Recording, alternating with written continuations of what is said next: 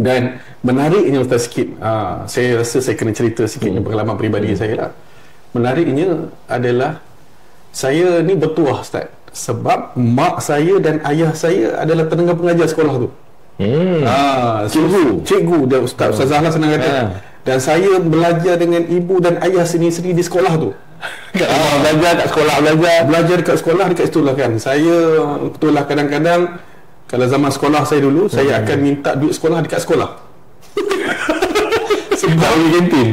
Sebab kadang-kadang tak sempat ambil duit sekolah dekat mak ayah, dekat rumah, boleh minta dekat sekolah. Kadang-kadang pergi kantin mak ayah bayar. Mak ayah bayar. Itu seronoknya. Itu sebab guru saya di rumah dan guru saya di sekolah adalah ibu dan ayah saya sendiri. Kebetulan lah, ayah saya ni juga seorang background agama lah. Dan juga dia mengajar masjid dan sekolah. Garang Ustaz? Ayah saya garang. Oh, dia garang. Saya ingat zaman sekolah dulu, dia penuh baling satu kasut dekat satu.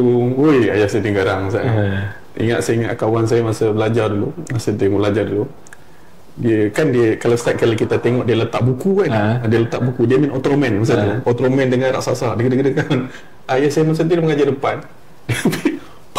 Nampak Allah, itu dah pengalaman saya lah. Itu zaman, tapi arwah saya tu dia banyaklah bentuk peribadi saya lah. Kalau tanya saya siapa arwah ayah saya tu, dia hero saya lah.